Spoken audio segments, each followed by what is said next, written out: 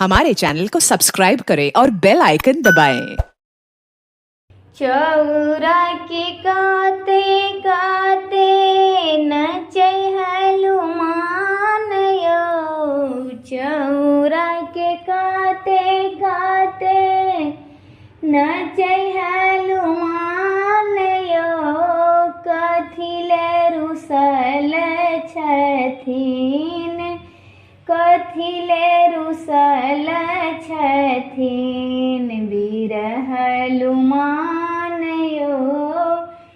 कथिले रुसल छथिन वीर हनुमान यो। अयो अयो कपरिया मैया खोलियो दुकान यो।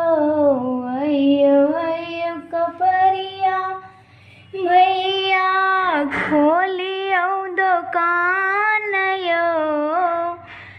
लाल लाल नेंगोटा लागे, लाल लाल नेंगोटा लागे रुसल हनुमान यो। लाल लाल नेंगोटा लागे रुसल हनुमान यो। चौरा के काते काते नचै हनुमान यो। चौरा के काते काते नचै हनुमान यो। कथिले रुसल छथिन वीर हनुमान यो। कथिले रुसल छथिन वीर हनुमान यो। अयो अयो मालिनी बेटी खोलियो दुकान यो। हो अयो अयो मालिनी बेटी खोलियो दुकान यो। मालल रुसल छथिन वीर हनुमान यो। मालल रुसल छथिन वीर हनुमान यो। चौरा के काते काते नचै हनुमान यो। चौरा के काते काते नचै हनुमान यो। कथिले रुसल छथिन, कथिले रुसल छथिन वीर हनुमान यो। अयो अयो पटिमा बेटी खोलियो दुकान यो। ओ अयो अयो पटिमा बेटी खोलियो दुकान यो। जानौले रुसल छथिन, जानौले रुसल छथिन वीर हनुमान यो। जानौले रुसल छथिन वीर हनुमान यो।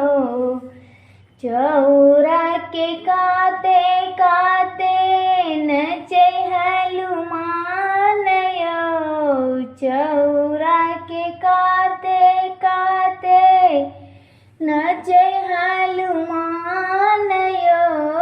कथिले रुसल छथिन, कथिले रुसल छथिन वीर हनुमान यो।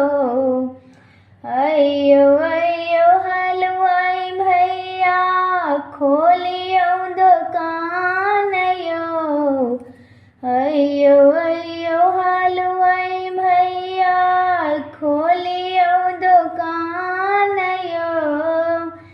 लड्डूले रुसल छथिन, लड्डूले रुसल छथिन બિરહલુમાનયો લાડુલે રૂસલ છથીન બિરહલુમાનયો ચૌરા કે કાતે કાતે નચै હલુમાનયો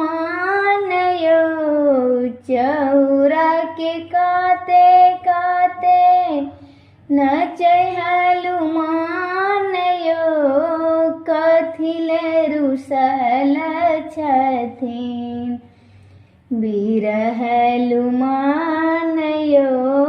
કથિલે રૂસલ છથીન બિરહલુમાનયો. For more updates, subscribe to our channel, click the show links and enjoy watching the videos.